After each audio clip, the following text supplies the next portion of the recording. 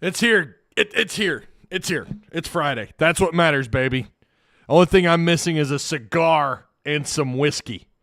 That's the only thing I'm missing right now. 3, 2, 1, yo! Woo! Woo! Woo! Right there. There it is. Woo! All right. Welcome, everybody. Happy Friday. I know we finally got this week over with. We've got a lot to cover, man. We had the red-white scrimmage. We're going to kind of react a little bit to that, go over some numbers. We had an Arkansas Razorback basketball commit from out west. That's cool. It's a big one. It's a big one. And, of course, we've got Arkansas and Ole Miss to break down. And the infamous Dan Enos emails, Rivals.com. They filed a Freedom of Information Act to find out whether or not that was actually Dan Enos responding to the fans on Twitter. Turns out, yeah, no kidding, it was really him. Oh my. So much. So make sure you guys like, share, subscribe. Don't forget, too, if you're a Patreon supporter, we still have that Stephen Hamner from QB Spotlight interview up where he just kind of gets honest about KJ Jefferson and Dan Enos and what he has seen so far. So, yeah, if you want to go watch that, you got to be a Patreon supporter. That was for Monday. I also uploaded, I'm pretty sure that went through last night. I uploaded a little 2-minute video there also. Okay? Yeah. Sweet. Yeah, like, share, and subscribe. Does Arkansas tomorrow, how are you guys feeling? Like, are you, is it time for basketball season for you? We're gonna do a poll here in a second too. What's up, Cameron Gray? How you doing, John Oliver? YOLO. Bot Magnet. What's up, Woo Pig? Get me to yard on this Friday afternoon. What's good, Ty? What's up, Ontario Knight, sir? How you doing?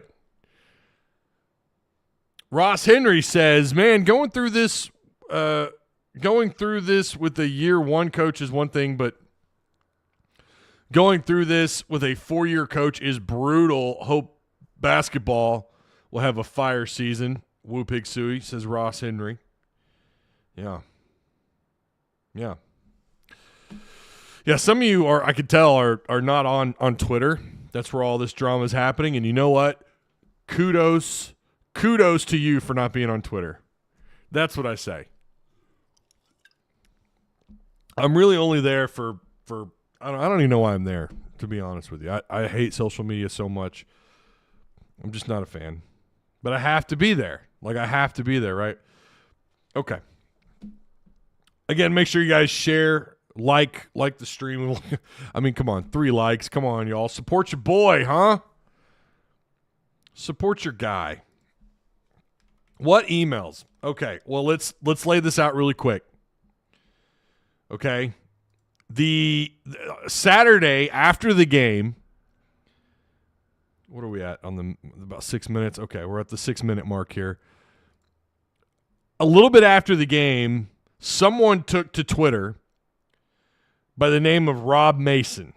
Now, all you really got to do is go to Twitter. If you have an account, just go to Twitter and type in Dan Enos. That's all anybody's talking about on Twitter.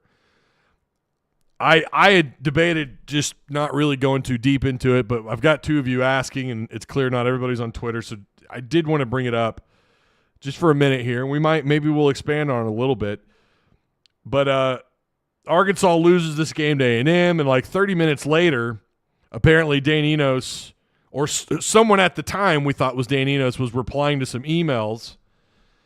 And, I mean, they weren't bad. His responses to these people, it's a lot of like 4th down stuff. Like, what are you doing on 4th down and 1? Like, these are emails. People are writing him. And Enos is responding. Again, at the time, the big question was, there's no way that's actually Coach Enos, the offensive coordinator. There's no way that's Enos. I mean, there were some folks who thought that. I had a feeling it might be, because based on his responses, they weren't anything toxic from what I could tell, unless there's more out there that we just don't know about. So anyways, that was kind of the ongoing, like, I'm not really sure that was him. So Rivals.com, or Hogbeat, I should say, put out an article, this was yesterday, confirmed Arkansas OC Dan Enos emailed students after A&M loss. And again, this was a response to Rob Mason. You know, I mean, this was all taking place shortly after. Now, the responses were, I'm trying to pull up the tweet here. I mean, they weren't anything atrocious. Again, one of the emails, I've got it on Twitter here,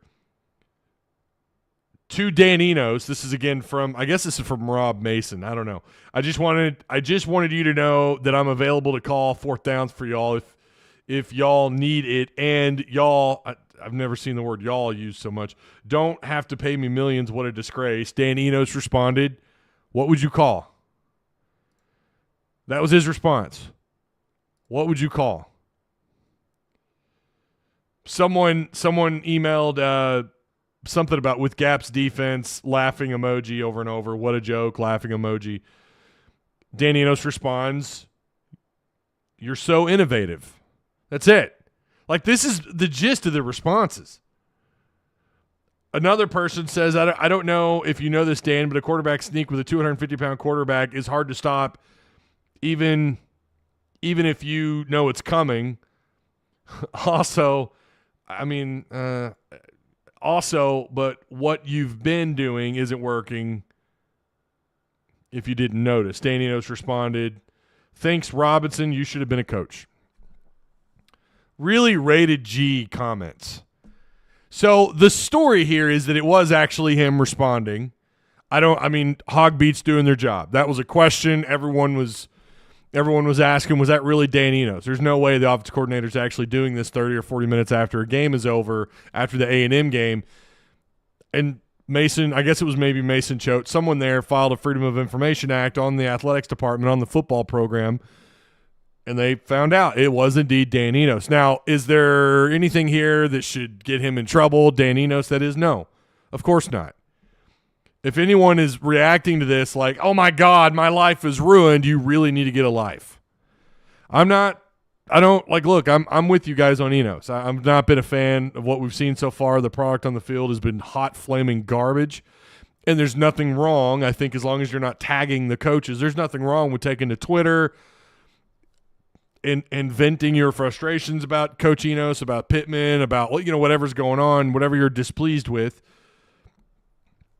Again, as long as you're following Twitter rules, right? And I don't think you should be tagging anyone, players or coaches. If you want to email him, I guess, whatever. The only time I've ever been mad enough to email somebody, and this is going to go over some of you, it's going to go over your heads. This was a long time ago, like 15 years ago, when Fallout New Vegas came out, and the PlayStation 3, or was it PS2 at that time? PS3, PS2, whatever system it was. It didn't work on that console, so I wrote an angry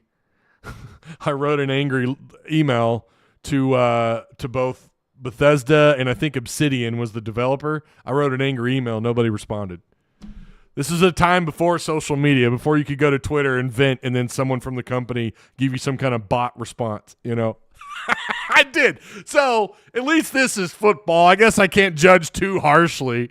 That's the only time I've ever done something like that. But they're taking it to Enos and saying, hey, look, man, I don't know what the hell you're doing on 4th down and 1. Whatever. That's for him to respond. I really just don't care. I mean, as long as he's not being a total dick about it, as long as he's not being an asshole, I don't know what the problem is. Like, who cares? Again, Hogbeat was doing their job. The question was, there's no way that was actually Coach Enos. They filed the Freedom of Information Act, found out that it in fact was him. Okay. So that's it. Kind of like what I said last night on the Discord, the Patreon. We did an XP Wheelspin last night for Patreon supporters that are in Discord. And I kind of thought on it over the night, but I think I said something last night to the effect of, whatever, I really don't care. I mean, it's, the optics of it don't look good, and I stand by that. I don't think the optics of it look great, that a coordinator's doing that. But I'm going to tell you something. You got to give credit to Mason Choate and the Hogbeat team, because, like, They had people. Brandon Walker from Barstool responded to it. Bobby Bones, I think, got involved. I mean, see, that was genius in my opinion. Like, that's how you do it, man. That's how media works today, and they did a good job. They went out, they filed the Freedom of Information Act. They got the article out, and it created a little bit of buzz. I think Dan Enos is still trending for Arkansas Twitter. Oh man, make sure you guys like and share. Yeah, Enos got cooked by that student on that email, though. Not gonna lie. I think everything they said is what everyone's feeling, right? Instead of him emailing back, though, he needs to get the play calls before. He needs to get the play calls before the fans. I'm not sure. Are you saying that he should help me out, Cameron? What are you saying? Are you saying that he should not be concerned about what students and fans are emailing him? I mean, I agree. I don't know 30 minutes after a game that I'm going to spend time about what people are emailing me. I don't know that I'm going to worry about that. Like, I know I'm going to catch some hate no matter what I do, right? I'm going to catch it.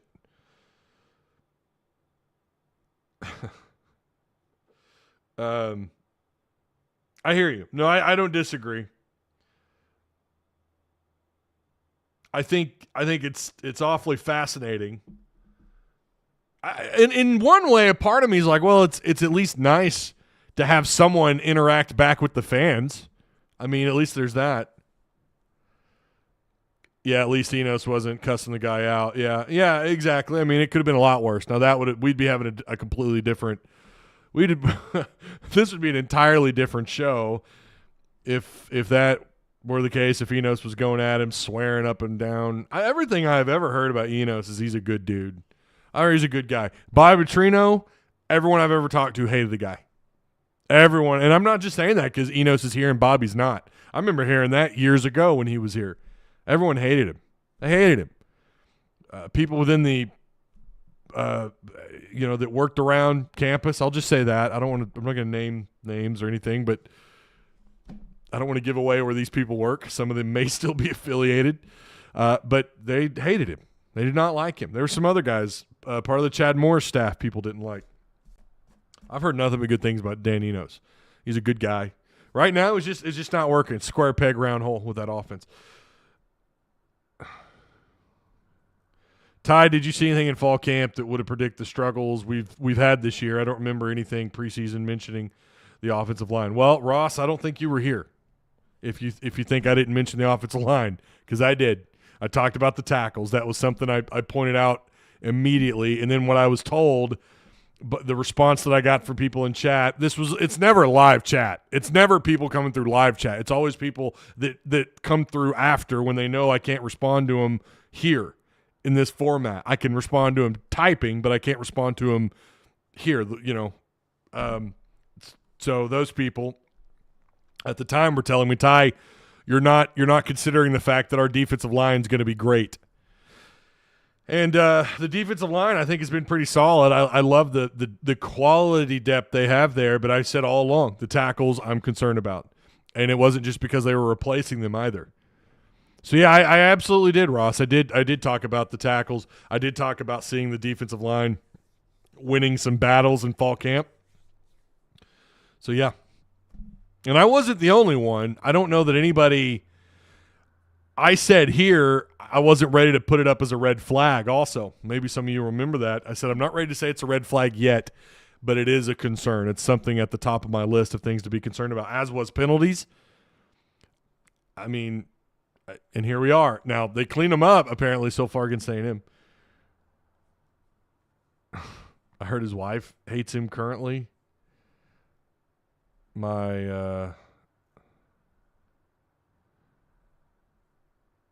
about Bobby Petrino. Okay. Mark Douglas says, in my opinion, they refuse to run quarterback sneak because if it worked, the howls would be 1,000 times louder. That's an interesting take, actually. That's a very interesting take. I mean, If it works, oh my God. If they line up under center and it works, yeah, it would. You're not wrong, Mark. That's a really good take, actually.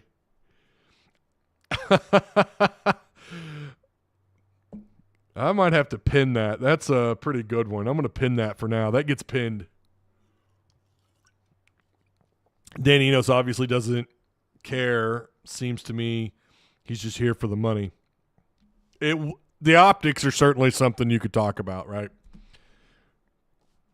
If it works, what would Pittman say?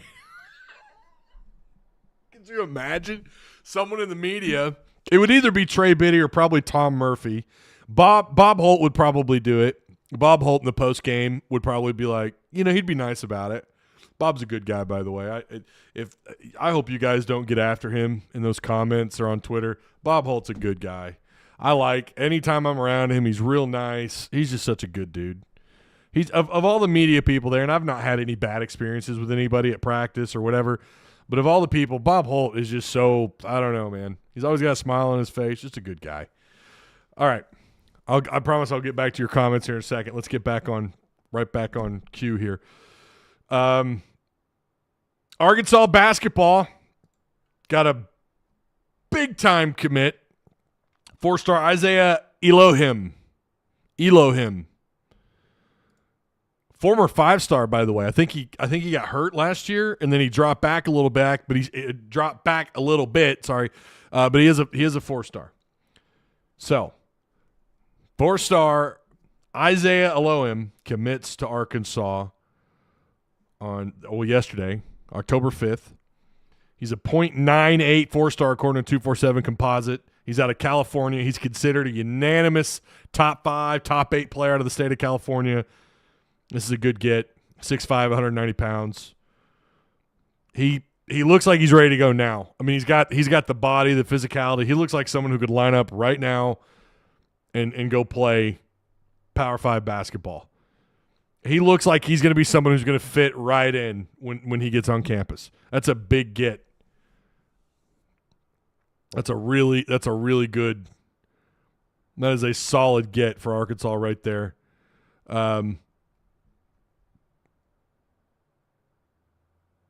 Looking at this commit list here really fast, if I could pull it up. Well, my internet, I don't know. It only does this when I stream. It's so strange. Hang on a second. But again, a good get for Arkansas. I know that this was, I think this one was pretty much expected. But so that's 2 commits in this class. Jalen Shelley, a forward, a 6'8", 190-pound forward, who's also a unanimous 4-star. He committed back on 9/11 of this year, or just, God, that seems crazy. It feels like he's been committed longer, doesn't it? And then Elohim, obviously this month committed. So yeah, two good additions to that class. No idea how many they end up taking. Arkansas right now, their composite ranking on 247 is 14th. Overall ranking is 14th. Is this it? Is this going to be like last year? Where you take Blaker. Oh my God. You take 2 commits last year, Blocker and Bay Fall. Layden Blocker and Bay Fall. Both also 2 4-stars. Layden Blocker was a 5-star for a minute, was he not? Or was it Bay Fall? And then they dropped down to 4 stars. But once again, I mean, Sam just continues to grab these top 100 players. I mean, you're talking about a top 50 prospect. Again, once upon a time ago, a year ago or so, was a 5-star. I think he got hurt. I think that was what I was told. He was banged up, but it came down between Arkansas, Kansas, and Villanova. So yeah, another good get there. That's a big one. That's a big one. What's up, Mike? How you doing, man? I thought both were 5s and dropped. That might have been the case, John Oliver. That could have been it. So someone had said about Battle that he was at practice today. So I don't, or yesterday, or today, I don't know. I don't know if that was.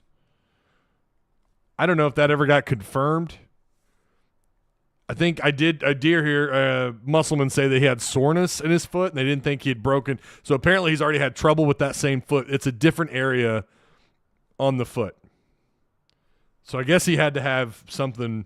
I remember that vaguely when they talked about picking him up. Ty, here's my feeling for tomorrow. Well, we'll get to that in a minute, Johnny. Hang on. You guys are getting ahead of me. He broke his, I can't even pronounce that, metatarsal? Is that how you pronounce that? What the hell is a metatarsal?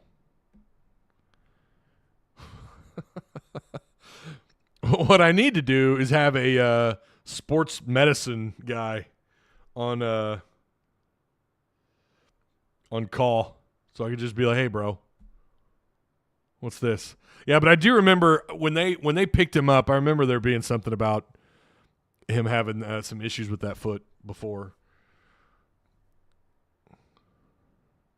Both dropped to 5 from 5 to 4 stars. Oh, sounds about right. I knew it was one or two, one or both of them. Hey, I appreciate the shares on Twitter. Right now it's Austin. Appreciate you, Austin. Thank you. If you guys wouldn't mind. I think they're going to be okay with Battle. Let's segue into this red-white scrimmage. You guys check any of the highlights out. Pinion does look a little bit more explosive to me, a little bit more. I mean, that's not going to really be his role. I don't think they're going to ask him to, like, hey, man, charge the lane, go get a easy bucket around the rim or finish at the rim, get a dunk. I don't know if that's going to be Pinion's role. Like that, I don't know if that's something they're going to ask him to do, assuming he gets some playing time, which I think he will. The white team loses to the red team. Red team with 88, white team with 70. Leading scorer in this game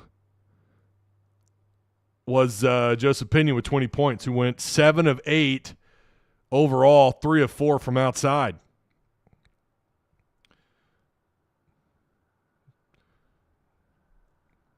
So the white team consisted of Keon Minifield, Blocker, Fall. That's not fair. Tremont Mark, Jeremiah Davenport, Mekhi Mitchell. I swear to God. Got another fly in here, man. Jeremiah Davenport, Mekhi Mitchell, Cade Arbogast. That's your white team. The red team is L. Ellis, Pinion, Harris, Denijay Harris, of course. Lawson, Chandler Lawson, Jalen Graham, Devo, and Blake Lawson. Or Lawson Blake. Lawson Blake. We'll say it like that. Lawson Blake. Blake Lawson. He's got 2 first names. I don't know. I guess Lawson's I don't know. Maybe it's kind of backwards. I swear that's a cool name, though. Lawson.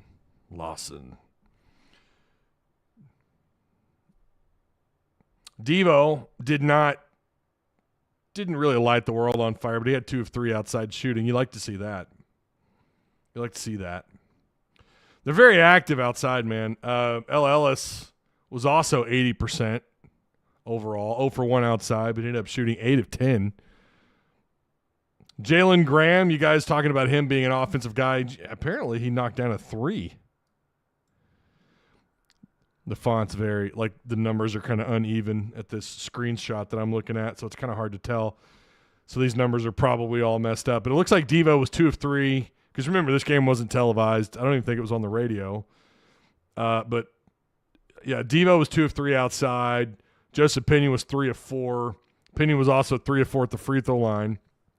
The red team was 8 of 11 at the free throw line. And the white team was 10 of 15. I wish I could blow this up a little bit. Overall, it looks like, the white team was 8 of 17 outside shooting. The red team was 6 of 11. So, L. Ellis looked pretty good, shooting 80%. Are you kidding me? He got 28 minutes. Joseph Pinion was 27 minutes. On the white team, Jeremiah Davenport, 5 of 8 shooting outside. Well, these guys, I hope some of these were contested shots. Because some of these numbers are, Mekhi Mitchell, 1 for 1 outside. Cade was 1 for 2. Arbogast. like everybody knocked down a three. Like everybody almost, outside of like Lawson Blake, Chandler Lawson, DJ Harris. Like that's it. It's like everybody else either attempted a three or attempted a three or made a three. A lot of 3-point shooting. Again, 17 attempts for the white team, 11 attempts for the red team. I like that red team though, man. With Devo and Pinion, Jalen Graham. Jalen Graham, 7 of 11. Again, he was 1 for 1 outside. Are they going to be able to? Are they going to be able to stretch the floor this year? How many good, solid two-way players are they going to continue in the Musselman tradition of having terrific guards on the defensive end of the floor? Can they find some easy buckets down low? What can they expect? Remember, Brazil did not participate in this. What do they expect out of Brazil early on in November? Man, I'm excited. I mean, I wish I could have gone to this, but and I've seen some of the highlights and some of the video. We'll get to see Purdue when Purdue comes to town for an exhibition game. Tremont Mark, 3 of 9, 0 for 2 outside shooting. So, yeah, I mean, looks like they're lighting it up outside. That's not half bad. It's not terrible. But the two bigs, put the two bigs on one team and they still get out-rebounded by 10 and out-blocked 7-2. You can look at it better than I can. What I'm looking at, the numbers are like this big. It's really hard to differentiate these stats. But total rebounds, I don't see total rebounds on here. 2 blocks or 4 blocks total. God. Okay, 17 total rebounds for the white team. 27 for the red team. Yeah, that might be a little bit concerning. Damn. About the same amount of offensive rebounds. I'm telling you guys, this is a very difficult font to look at. I thought I got a pretty good shot here, and apparently I did not. Yeah, hopefully they get – I mean, listen, it's a scrimmage. Take it with a grain of salt. We'll see what they look like. Purdue's going to be exciting. I'm hoping – my availability for that right now, obviously just finding out that they're going to televise that game recently, that weekend's going to be tough. I'd really like to do a post reaction to that. Right now, that's a question mark, so I'll just leave it at that. I'd love to do a reaction. So I'm not going to say that I can or can't do it just yet, but yeah. What's up, Ty? Can't wait to see the difference in the early mid-season this year with several returning players. What's up, Steven? How you doing, man?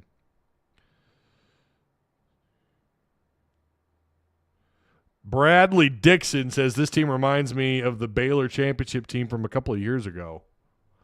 Ooh. How many players will they rotate, Ty? I usually miss the live shows and watch after, so I'm getting in my questions today. I hear you, Ross. I appreciate it. Yeah, it'll be a typical 8-man, and depending on the situation, 9-man rotation. Here's my and you guys feel free to do the same. My 8 to 9-man rotation looks like this. I like, and this is just based on what little we've heard from Musselman, from just kind of what's out there at the moment, footage that we've seen based on what happened in this red-white scrimmage. I think your starters are probably going to look like this. Ellis, Mark, Devo, Graham, and Brazil. Graham is the guy that needs to take the biggest leap this year. Graham needs to take the biggest leap of all these guys. I'd love to see him. I'm not saying he's got to be an elite defender, but imagine if you could get some quality minutes out of him. If he's going to be a starter, I mean, we're going to expect him what? How many minutes on the floor? 25 plus at minimum, right? I mean, we know, depending on the situation, it's going to be an 8 to 9-man rotation. It'll probably stick to about an 8. Probably end up being about an 8-man rotation. But Ellis, Devo, Mark, Graham, and Brazil. Those are my starters. The bench is where things get interesting. Battle is someone who's going to fight his way onto the floor as a starter. He could be a starter. I don't know. Mackay, and then either Davenport or Pinion. So that's my 8 to 9 right there. So again, Devo, Ellis, Mark Brazil or Graham Brazil, and then off the bench, guys like Battle, Mackay, and then either Pinion or Davenport. That's kind of what I'm thinking. Now we'll know more. We're going to get through, we're going to get through October, and we're going to have these exhibitions out of the way. We're going to get a pretty good idea of what's going on. Hopefully, and Muss will lay it down. He'll tell us what's up. You guys tell me. Do you think you like that? You think that's close? Am I close? Am I way off? Like Ty, Pinion's gonna work his way in. He's gonna get legit 25 minutes a game. You watch. I'd be surprised at that. I mean, I really would. But he has had a hell of an offseason, so you never know. Davenport might be one to keep an eye on as well. But Battle's got to be good to go. I hope this stuff with his foot, you hope it's not like a reoccurring thing. Sounds to me like they need to strap a bulletproof vest to his foot. I don't know. It better have what's the things you put in your shoes to help with your feet? Dr. Scholl's, is that it? Or Dr. Scholl's? What's that called? You put those things in your shoes. I'll tell you what, man, these flip-flops I wear are awfully comfortable, and they're like this thick. They feel really good on my feet. So, I don't know, man. Wrap his feet up. Wrap that foot up. Because I think he's going to be – I think Battle, if he's healthy and has a good healthy or a solid healthy season, he's going to be in the mix. He's going to be tough. He's going to be that guy who – you remember how we always used to talk about spurt ability on the floor a couple of years ago? Not so much last year. But the year before last, it was all about that spurt ability. Battle is someone, assuming he gets into the flow of things. Again, hopefully this injury, knock on wood, is nothing that's going to be a reoccurring problem throughout the season. Hopefully it doesn't hinder him too much. You got to hope that Brazil is that 110%. I've had some people explain to me the situation. Had a couple team doctors apparently. I'm just kidding. They're not team doctors, but people who know a lot more about it than I do. I'll say that.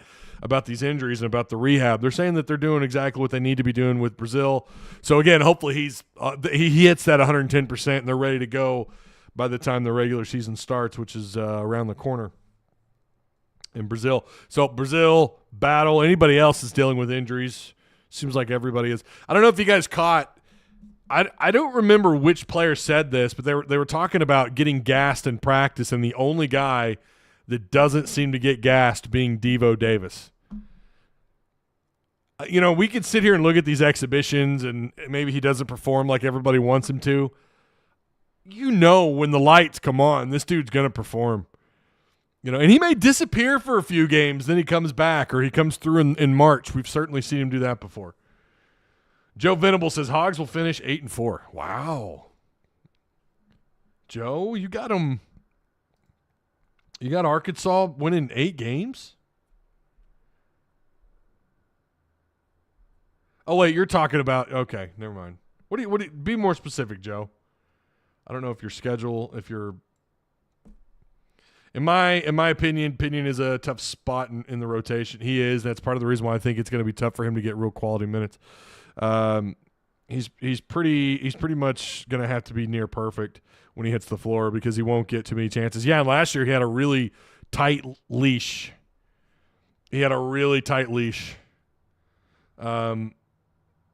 It didn't seem like Muss was ready to give him a lot of minutes. I don't know if it was just too predictable when he took the floor. You knew he was going to settle for the corner pocket, and when it wasn't there, Musselman took him out, or if it was his defense. If you see Mitchell hit a 3, we will 100% win the game. Oh, man. Super Chat is up and running if anybody wants to get in some questions that you want to make sure that I read. Here's the poll. Let's get back to football here really quick.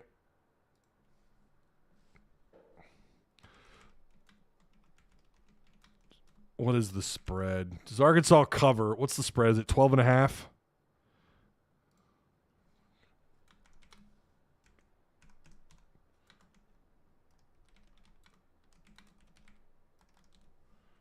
There we go. Does Arkansas cover the 12.5 spread. So let me know. Devo in top shape. You don't hear about him getting injured. Devo is the heart and soul of this team, man. And I agree with the people who left that comment in the from after the last game or last video. 80% of you say yes, Arkansas is going to cover the 12.5 point spread. Okay. Devo equals a cyborg. That'd be a really cool thing for the graphics team at for the Razorback basketball. Their graphic guy do a Terminator for Devo, like half his face, right, and then half Terminator. He's something else, man. I mean, I don't remember what player said that.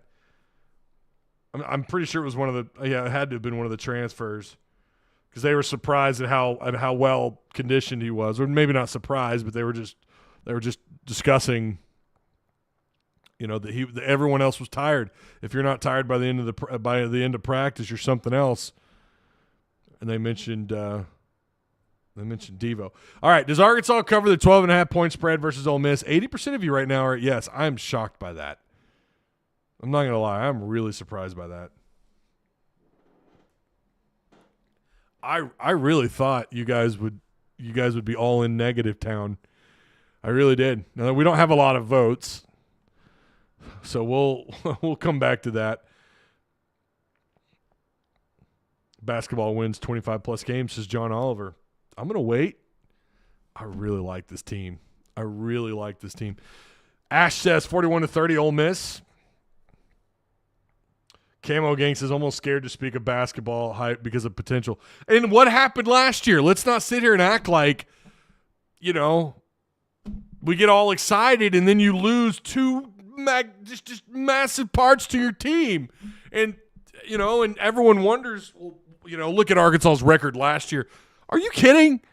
They lost their two best player. Well, at least one. I mean, say what you want about Nick. I still think that whole situation needs another deep dive. Like, that whole thing with Nick needs a deep dive for us to truly to kind of get back into what understanding exactly what happened. But I feel like Nick last year, the team had developed a different kind of flow, a different type of chemistry, and he just didn't fit in with it, and he slid in the draft because of it. That still shocks me, because his raw potential is through the roof. 2/3 of your top players. What? What? What? I think that had to be a typo there, Mike. Nick Smith Jr. going to ball out in the NBA now. Watch.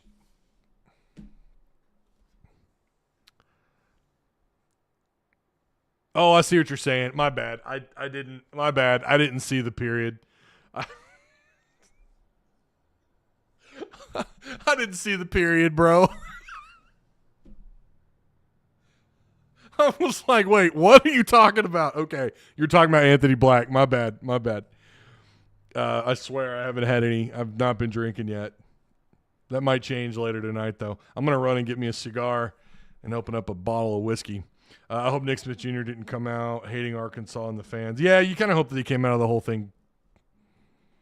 Like, I'm sure he still, I think he knows there's the extremist on the there's the extremist on one side, right? The people that went after him. I'm sure he gets that. There are fanatics. Yeah, man. And I think he liked playing for Muss. So the lunatic fringe. There you go. I'm sure he's very well aware of those people. Yeah, but I do agree. I want him to look back, and it's going to be hard for him to do it, but I want him to look back on the year or on being a Razorback as something that is, despite what happened with the injury, that it was still a positive thing for him to come here. I'm sure he does. It's very rare you hear players, whatever, especially NBA players, especially guys under Muss, as far as I could tell. You remember how much He had the Mason Jones stuff, and there was a lot of questions about Mason and Eric Musselman's relationship, and it was fine. I think he's been back. I think he's been back since, right? Hasn't he? He likes him. All right. Again, does Arkansas cover the 12.5-point spread versus Ole Miss? 71% of you. So that number is about the same, really.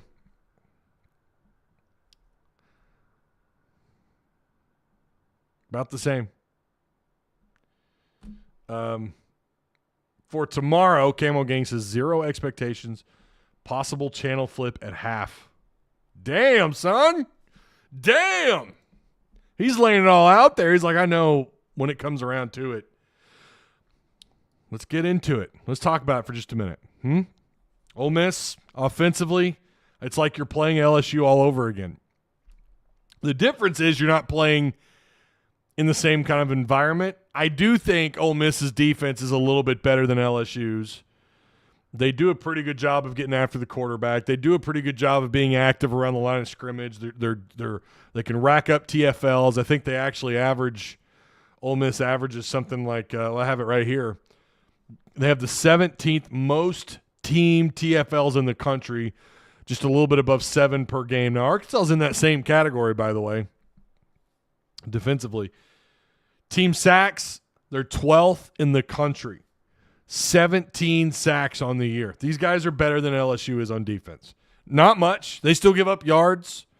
Arkansas should, knock on wood, based on what we've seen despite what happened against A&M, because A&M is the best defense Arkansas has played so far. I don't know that A&M will continue to play that well from here on out. I think some of that was a symptom of just the offense, Arkansas's offense. I'm tired of saying square peg round hole. That's getting old. It's like this Hisense television I have over here, right? Not a great. It's cheap. You get it at Best Buy. What was this? 55-inch for like $250. Not the greatest. It says it's 4K. I don't know. It's got an okay picture. But Arkansas's offense is like a Hisense flat screen TV with the wrong parts. Maybe its ceiling should be something more like a Vizio. How do you guys feel about Vizio?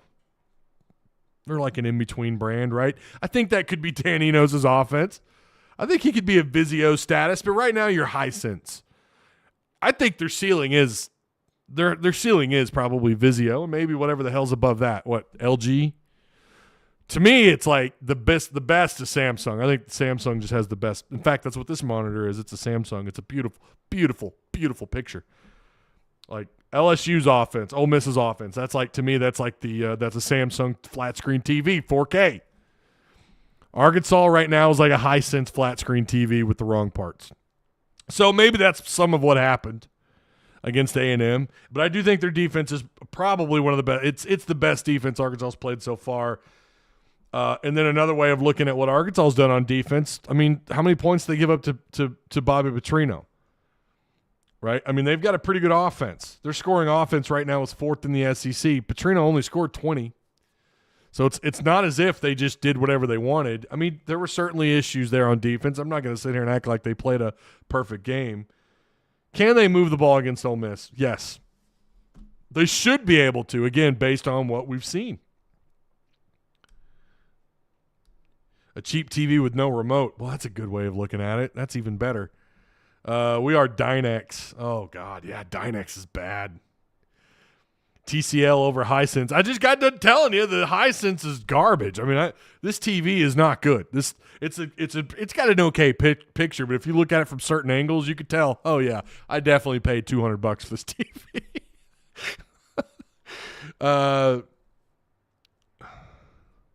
The question is what they're doing up front on the offensive line. We know they're making some movement around up front on the line of scrimmage.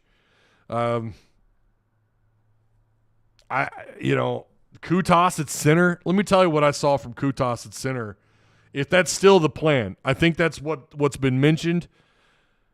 I have not seen him practice at center at all this year. And maybe I'm wrong because sometimes in fastball I'm not focusing necessarily on who's snapping the ball. I'm usually focused on either the wide receivers or the tight ends or whatever. That's kind of what I'm watching. So maybe he has snuck some snaps in at center. I don't know. I know last year I saw him in fastball. I think it was fastball. We saw him snap, and it was terrible. It was horrible. So I'm still wondering, like, why not Wiggins? Why is it Wiggins at center? You know, they brought him in,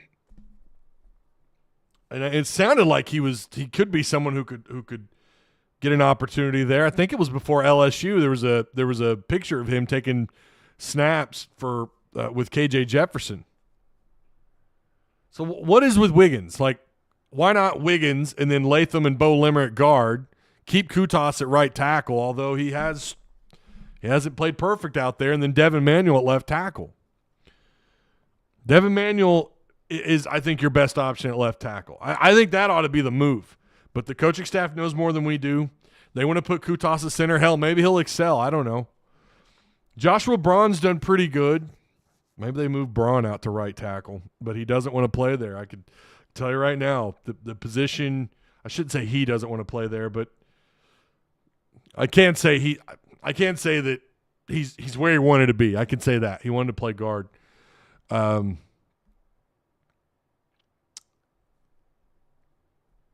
he's not been bad. Like, he's not been one of the worst of the guys up front, but something's clearly not working.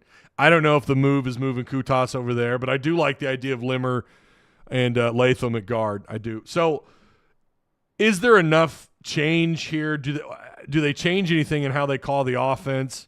Do they limit? I think Sam Pittman had talked about that, limiting the offense down to just a few plays. And I'm assuming he means out of maybe different sets, different formations, or well, we know they're going to run primarily shotgun with the running back to the left or right of KJ, or they're just going to run in shotgun. Do we see a change in just how they call plays? Obviously, we're going to see a change on the offensive line. What are they doing at tight end? Dominic Johnson, I got some footage of him working out with the tight ends. He didn't work with them all day. He was back with the running backs. He only spent like one individual period with the tight ends that I saw. To be fair, I wasn't there on Tuesday, so I don't really know. But I asked Pittman about it on Wednesday, and he wanted to be clear. And I worded it wrong. What I was trying to say is I wasn't trying to say he moved to tackle or to tight end. I meant to say I saw him working with the tight ends again for the second time in his career at Arkansas, and just where was he at in his assessment of him over there for the second time. That's what I wanted to ask. It did not come out of my mouth. That was my first question I've ever asked Sam, and I bombed. But I've been told I'm overanalyzing it, which I do with everything. But you know, what do they do at tight end? Is Varkey's Gums going to get an opportunity? I don't think you see Shamar Easter. I've been telling you guys since spring, like this guy, Shamar's, it's going to be hard for Shamar to find the field. Had he been here during the spring, again, just to bring that up again, we might be having a different conversation, but I still think he was up against it. You know, with Haz and with Shamar Easter, and then of course Nathan Back still. You know, he's one of your upperclassmen at the position, and then of course Sherman, who they brought in from Louisville. It was going to be a tough ask to get Shamar Easter on the field year one, no matter what. But I do think he would have had a better opportunity if he were here during the spring. So I don't know what they do at tight end. I think they're going to have some set plays where Dominic is over there. Do we see him on Saturday? I don't know. You know, but we might even see someone we haven't heard of, you know, or someone we haven't talked enough about over there at tight end. But a lot of questions, man. What about wide receiver? I don't care what the depth chart says. I don't care what that came out with. Do we see a shakeup at wide receiver this week? Because more and more people are starting to catch on. These wideouts are not getting separation, and KJ, when they do, doesn't have time to get the ball to his receivers. Something I caught on to during spring, I felt like he was kind of staring his receivers down a little bit. And I think he still does that. Even with a clean pocket, I've seen him kind of stare. Now, I'm not saying he always does it. Sometimes you could see that helmet move. You know, we've talked about that before. If you watch a quarterback going through his reads, you'll see the helmet kind of shift. That's him going through his read. And then usually by that third read, if it's not there, he takes off. Hell, this year it's like, I don't know, he doesn't see the first read. He's going to have to tuck it and run because he's, you know, his pocket's collapsing on top of him. You know, it may not matter because the offensive line is up against it again. I think Ole Miss's defense is going to be good enough. Their front six can apply pressure. They're going to be able to get some pressure on KJ. Unless this shift on the offensive line is just awesome. Or the guys that were already there before, maybe they get it right in between the eye or in between the ear holes. I don't know. I don't know what to tell anybody anymore about what's going on with this offense. I go back to, it's like everything feels like it's going wrong. It does reek of Chad Morris deficiencies with this offense. You're dead last in a lot of categories on offense. Now you're doing okay in scoring. I think they're 7th or 8th in scoring, but you know how many? I mean, you've got how many points off of special teams and turnovers by the defense? Is it 28? Is it 4 scores? So that'd be 28 points. So I don't know how they factor that into total, scoring offense, but I don't know if they include that or not. But there's so many things wrong with this offense. It's like, okay, even if they get the situation fixed up front, do you still have faith that KJ can operate the offense? I went over the numbers last week when he had a clean pocket versus LSU or versus A&M, and I think it was similar against LSU. He threw under 55% with a clean pocket. So that's no pressure. That's him staying in the pocket and going through his reads, through his progressions, whatever, and he still struggled. So I don't know. It's like it's one thing. It's one thing after the other. It's like the offensive line. Does KJ get it? Does KJ fit this offense? Are the receivers getting open enough? Are they bailing out their quarterback? Luke Hasz was clearly, and we talked about it going into the LSU game, he had to be more involved. Well, look what they did when he got more involved. The offense is I shouldn't say it's spectacular. Let me pump the brakes. The offense at least had something going for it when they had a healthy Luke Hasz. And now you're without him. And the question is, well, who could step into that role? I think Varkey's Gums has it in him to be pretty good. I still wonder a little bit, and I don't know if Sam really talked about this, but I don't know that he has it in him to be anything more than just a receiving tight end. And does he understand the playbook? Does he get it? And sometimes at practice, he does look a little like he's kind of still trying to absorb it all, right? He's still trying to figure things out. So I don't know. I don't know what the answer is anywhere on the offense. I mean, I want to say, well, let's give Dozier an opportunity at wideout. He actually grades out really good on PFF. He's already looked pretty good in what little we've seen of him, and he looked good in camp. You're at that point where you're desperate, and that's what I mean too when I say this looks very Chad Morris-esque. It does, because you guys remember his last year here before he was fired, we were talking about it. This team looks lost.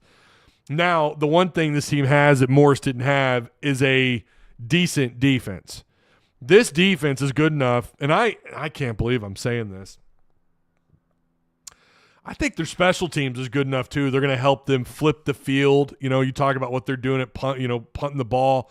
I think they're pretty good at helping the defense and putting the opposing offense in a tough situation, because you got a guy back there that can punt the ball 55-plus yards. I think his average, even with those 2 shanks that he had, when was that? Was that Kent State? Was that Kent State where he had those 2 awful punts? Despite those, which should have killed his average, he's still like the 3rd highest yards per punter in the SEC right now, if I looked at that number right. I can't believe I'm saying this, but kick return, I think Centennial's good enough. He's going to help you out eventually there. I think they're going to, at least he's going to break one off this year, or he's smart enough, because it sounds like they're leaving it up to him. He's just going to let them take it out or not take it out. He's just going to let Centennial do whatever he wants there. Punt return is good enough to flip the field. Your defense is good enough to keep you in these games. That's where this is the question. Is Arkansas's defense better than LSU's? LSU walked in there, but it made it a ball game. Probably could have won it. They'll tell you on 2 or 3 different plays they could have won that game. But their defense was atrocious. The flip here is that LSU's offense is one of the best in the country. That's the flip here. So LSU was able to make that into a game. Do they cover the spread? Again, you guys are at 71%. If you haven't taken the poll yet, Oh, we got a super chat. My bad. You must have thrown that out there right as I went on. Let's see. Travis Adair with a $5 super chat. Appreciate that, Travis. Until someone on the offense passes blocking 101 class, there ain't no W's coming. I don't know that I agree with that. I mean, they were within a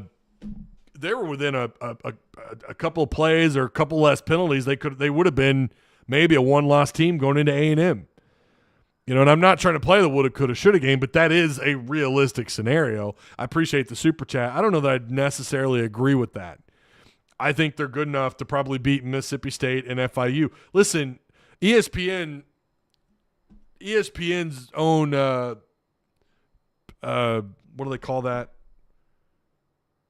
They used to call it the PFI, the Power Football Index. It's got Arkansas 6-6. Again, I don't think that's meant to be a spot-on predictor. It's just giving you the percentage. The percentage is based on each matchup. They think you could win, at least as of Monday, I think it was. They believe you can go 6-6. I'm not saying that you do. I don't think they do. But who knows? Maybe I'm wrong. If we get smoked tomorrow, I'll swear Pittman wants that buyout.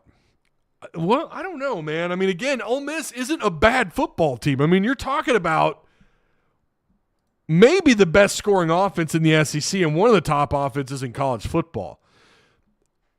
I mean, if, let's say they beat you by 14, the spread's 12.5. Okay, they covered the spread. Arkansas was close to covering the spread. That wouldn't shock anybody if that happened. Now, if you get absolutely dropped on your face, if you lose by 25, 21, 24, and anything beyond that, yeah, then fans are going to riot all over Twitter, and they're going to really roll. Heads are going to start to roll. And then you've got Alabama the following weekend.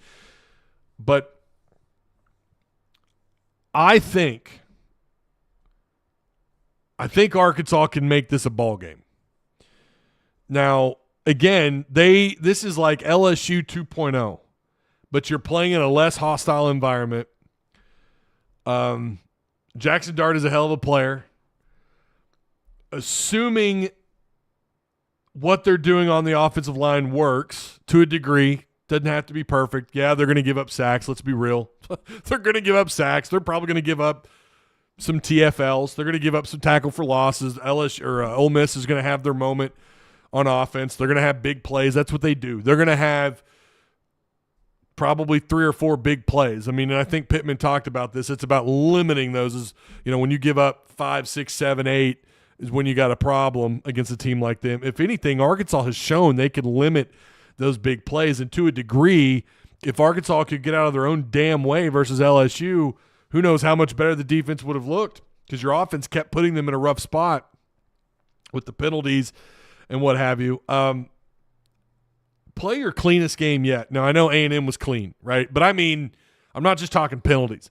I'm talking get it at least halfway figured out on the offensive line. Let KJ play his game. And I don't know at this point that they're going to do that. I think they're going to try and, jam it in there. They're going to try and jam it into that gear. They're going to be stubborn about it a little bit, but maybe you get a start with the offensive line. Maybe they make those right adjustments. What does concern me is you don't have Luke Hatz. That's a big concern. I think they can make this a game. Let me finish my sentence for a little bit. Not having Hatz out there, I don't know that this switch up front of the offensive line, that's desperate. It looks desperate. I think for a third straight week, I'm going to pick the opponent to cover. I was talking about this with with Stephen Hamner from QB Spotlight in a group chat earlier today, and I actually said the opposite. I said, you know what? I think I want to take Arkansas outright to win this game. And he was, of course, a little bit surprised, so we're kind of talking back and forth. And then I sat down and started looking over even more numbers, started watching a little bit more film. And then it dawned on me, holy crap, they're not going to have Luke Hatz. Rocket's still not Rocket. They're talking about him having rust. And then the more you think about it, what they're doing on the offensive line, it is desperate. You combine these things. I don't know that it's going to be a complete and utter ass kicking. I don't know that it's going to be a 21-plus loss or not. It could be. Their offense is certainly good enough. They have so many questions on defense, though. Again, they're so much like LSU. But I do think Ole Miss, and the more I thought about it, and the more film, and the more I started diving into these numbers even more today, I just don't like Arkansas's odds here because they are better, I think, than LSU is on total defense. They're better at getting after the quarterback with 17 sacks. They're better. They're more active around the line of scrimmage. They struggle a little bit at times in the run game on both sides of the ball, but maybe now, Judkins had a pretty strong showing last weekend. Now Ole Miss, they want to run the ball. They're not thrilled with where they're at, I bet, in the terms of rushing offense. I think they're back in the 30s or 40s. Kiffin, he wants to run the ball, and I think they're going to try and establish that. If that is the case, by the way, Arkansas's run defense is actually pretty damn good. Arkansas, where is it? Arkansas right now ranks, I had it pulled up. I always have it pulled up, and then I always lose it because I have 15 tabs open. Where are you? Arkansas in run defense, rushing defense allowed, it's like somewhere in the top 4 in the SEC. Rushing defense. Arkansas right now is 35th in the country, giving up just 112 yards a game on the ground. Again, I think that's somewhere in about the top 3, top 4 in the SEC. So maybe you'll give them a little bit of trouble there if they try to establish the run with Judkins. But Judkins might be back to his old self, and if that's the case, Arkansas's in deep shit. But it's the same thing for them. If Rocket is back to his old self, they're going to be in trouble. I don't like Arkansas's odds again, man. The more I thought about it again, the more I watched some more highlights, kind of reading what folks are saying, kind of expanding the playbook here for me or giving me a little bit more intel. And it's one of the reasons why I started late today. The more I thought about it, I was like, no, okay, I'm changing my mind. I think Ole Miss is just going to cover. Now, again, I want to be perfectly clear. If all these changes work for Arkansas, if they get Rocket going, which is absolutely possible, and KJ, and they let KJ move the pocket a little bit. They let KJ, we keep hearing this over and over, let KJ be KJ, right? Get as far away from Enos' style of offense, that pro-style offense, which I don't think he will. I mean, it's very unheard of. He might change the way or the timing on, I don't know. Maybe he will. I don't know. Maybe he's more open-minded about that than we realize. And then also we have to factor in how much of this is Sam as well, right? But if they let KJ be KJ, yeah, you got a shot at an upset here. Absolutely. But I think Ole Miss covers. Again, I wanted to be that guy. I want to be the guy today to be the only one to pick Arkansas to get an upset this weekend. And I felt pretty strongly. I wasn't just saying it to say it. I wasn't just saying it for shock value. I really felt, had I done this live at 11 o'clock, I think I would have taken Arkansas for the upset.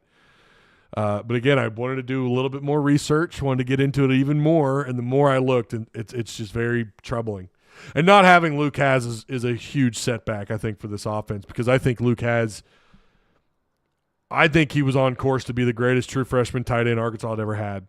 Hunter Henry, his true freshman year, I think he caught 25 balls, I think 4 touchdowns, 400 yards, something like that. I think Luke Has would have crushed that. I really do. I think he would have been in the 45-plus receptions category, definitely a freshman All-American, maybe even in the running for the Mackey this year. I mean, he won for 1 week. He had the Mackey tight end of the week.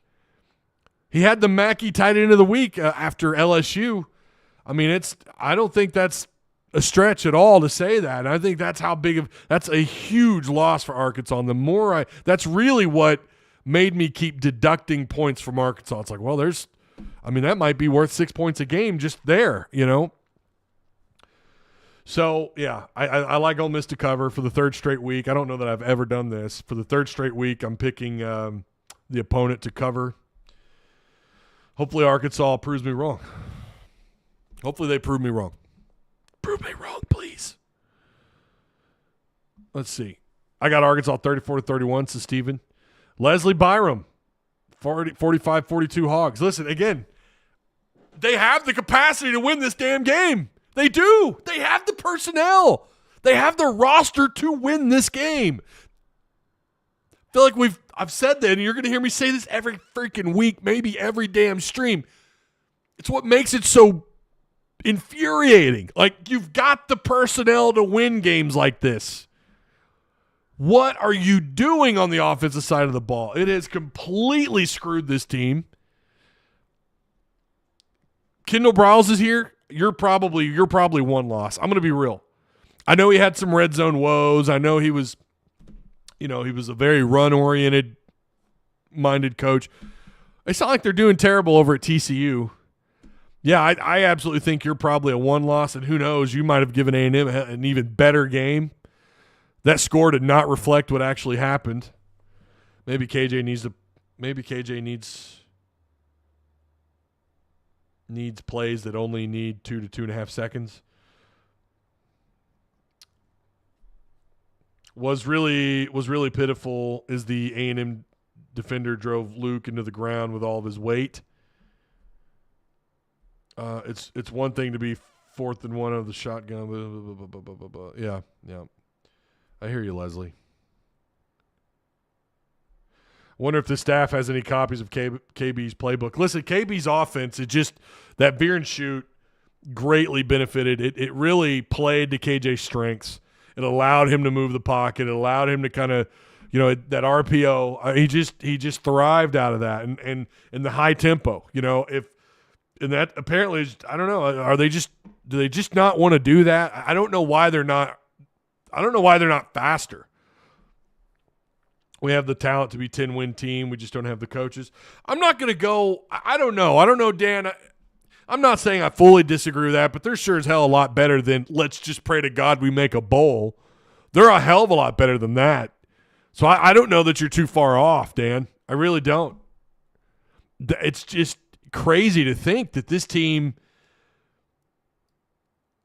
at least along the offensive line, should be so much better than they are. And with that, you have a shot. With that, with a good offensive line, you have a shot at doing things on the offensive side of the ball, unless you're Iowa. I don't know. It's just it is very frustrating. Hey, if you guys want to join Patreon, man, we crushed it. We crushed it in September. Let's do it again in October. Hogs joined the legendary status. So I appreciate him. But all the legendary status members, you guys are awesome. Ty said 3 good points. Personnel, talent, players, but the coaches. Well, I mean, did I say it like that? Because those are all 3 the same thing. Did I say it like that? That's my bad. Personnel, talent, and players. Yeah, they are. It's time for basketball, says Hog Barbecue. Yeah, you missed the basketball chat. We already talked about the basketball team. Don't forget tomorrow, the best post-game show on YouTube. I'll be here tomorrow, win or lose. It's going to be the same for basketball. Now, again, the Purdue game, I'm not so sure. I'll have to get back to you on that. I know it's just an exhibition. I would love to go live after that game. Could we run KB's offense with our blocking? That's a good question. But how much of it, because the schemes change up front depending on the offense, right? Maybe, I don't know, maybe 3 years of building that type of offense. It's almost like, I don't know, you probably should have grabbed someone as an offense coordinator who ran something a lot more similar to what KB ran here. I don't know, food for thought. It's just, it is. It's a very, the more it looks just bizarre that you would go that far away. And it's not like it's on the other side of the planet kind of higher. He does implement a little bit of the RPO, and some of his offense looked a little bit, I don't know. I'm not even going to say similar. I know someone's going to come through and blast me on something. I'm not trying to compare the two. I'm not trying to say that they're not. They are opposite offenses. Enos is more pro style, and Kendall's it's very high tempo RPOs implemented, right? That's what they want to do. They want to they want to misdirect the defense with the RPO and the veer and shoot. It's meant to throw the defense off balance, catch them on their heels. They're going to run out of breath. Gives the offense an advantage, which is why it's so confusing. They sucked in the red zone last year. Like, why did they struggle in the red zone? And TCU struggling in the red zone themselves, but they get, they have more trips. I bet we don't even have a 2-minute offense. You may not be wrong. On paper, this game should be close. We shall see. It's do or die. I think it's more just the faith. I don't have any faith. I always go back to where there's smoke, there's fire. I don't know what to expect anymore. I have no idea what to expect. I don't know what they're trying to do. There's no rhythm. There's no flow. Nobody's in sync. Wide receivers with KJ, offensive linemen are not in sync together. Like, the only bit of this offense that made any sense is now gone for the year. So I don't know. And their defense is I think it is better. Talking about Ole Miss compared to LSU, I think it is better, at least on stats. Right, with looking at the stat sheet, they get after the quarterback pretty good, and they can get in the backfield and make plays. LSU's clearly got the talent, but right now defensively, like, what are they doing with Perkins? Like, what's going on? LSU should be way better. Why LSU is as bad as they are on defense is just puzzling. I mean, they still have the pieces. I'm sure they're asking their defense the same question Arkansas is asking their offense. Like, what the hell is going on? But they just so happen to have, one of the best offenses in the country, or at least top 2 in the SEC. Again, if you guys want to join Patreon, that link is there. It's available in chat. Maybe you want to join Tuss Talk with Ty Discord. There's the Discord. Boom.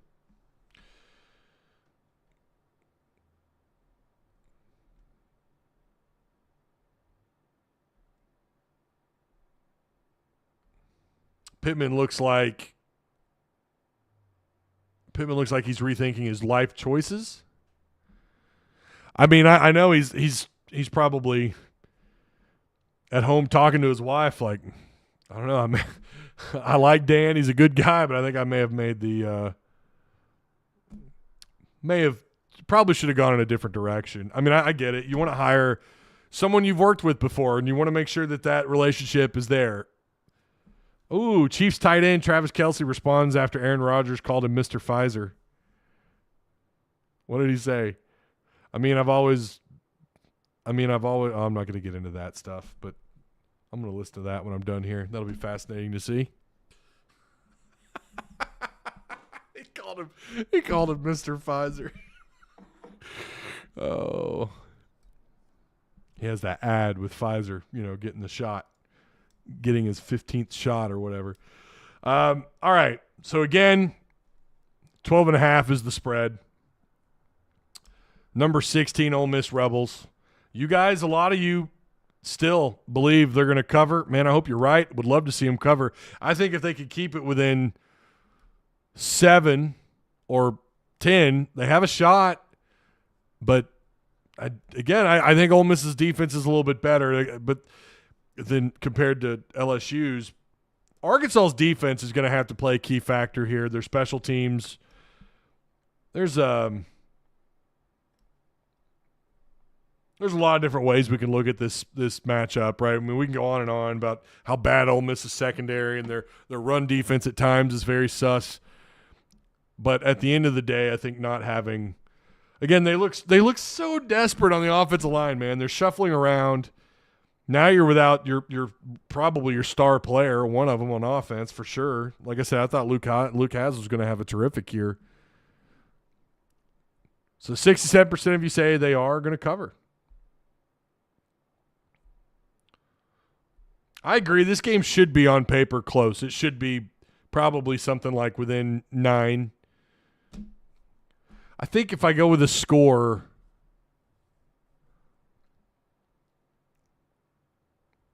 man, I don't know. I don't know that I have a score in mind yet. I just knew that I was going to come in here and say I don't like Arkansas. I think Ole Miss is going to cover. So, all right, that's where I'm at. Maybe I'll give a score in Discord. You can see it there. So, Could we just get a complete game? You're asking for too much, Mike. You're asking for entirely too much. Appreciate the Patreon supporters. Of course, the sponsors. We did not get to them yet, but shout out to them. Direct Service Overhead, the Garage Door Company. Same-day services, quality parts, affordable outcomes. Give them a call today.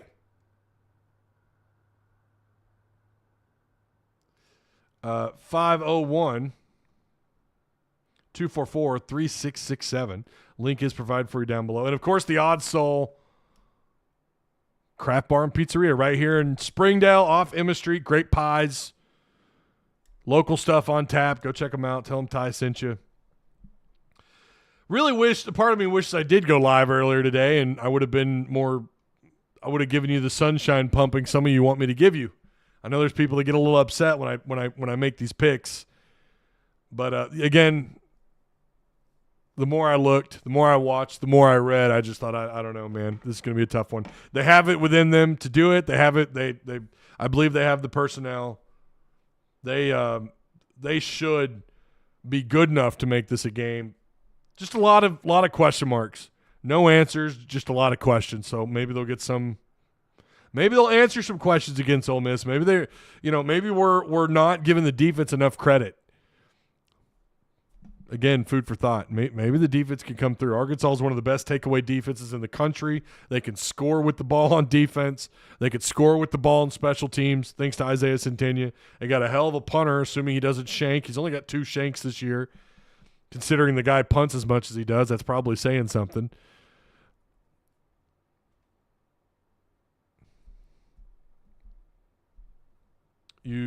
Steven, you left Discord, but you're still watching the YouTube videos. Yeah, Ox, I think his issue was with the people in Discord.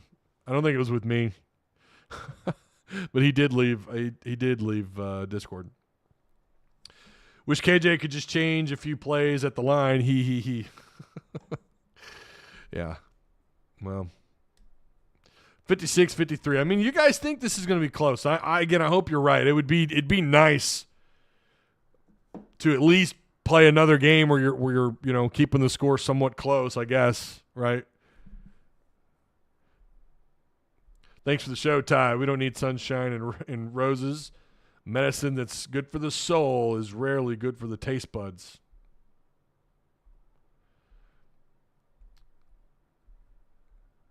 All right. Again, I am taking Ole Miss. I'll just one more time for anyone who came in really late. I am taking Ole Miss to cover the 12.5 point spread. I'm going to end the poll. 66% of you believe that Arkansas will cover. So, yeah. I do appreciate you guys. I do appreciate you, Ox and Steven. Thanks for being here. Remember to like, share, and subscribe. I will do the post-game show tomorrow night. Win or lose, whether they get blown out or whatever, I will be here. So looking forward to it one way or another, a full day of football. We didn't even go over the games tomorrow, but there looks like there could be some interesting matchups. We have there's, of course, the big one, probably the Red River Shootout, Oklahoma and Texas tomorrow at 11 a.m., and there's one more good one. Oh, yeah, Alabama at A&M. Syracuse. Remember, once upon a time ago, everyone was gloating about how great Syracuse is. They're going to go on the road to play North Carolina. Maybe they could do something. Maybe they can do something crazy there. And Georgia plays Kentucky. That'll be a good one, too. Georgia and Kentucky. Number 1 Georgia taking on the number 20 Kentucky Wildcats. All right. I'll see you guys tomorrow night. Behave. Enjoy your Friday. The rest of your Friday, and I'll see you tomorrow, all right? Okay, let's go. Let's go. There's the name. Roll the names. Shout out to September Patreon supporters. You guys are awesome. I'll see you tomorrow night.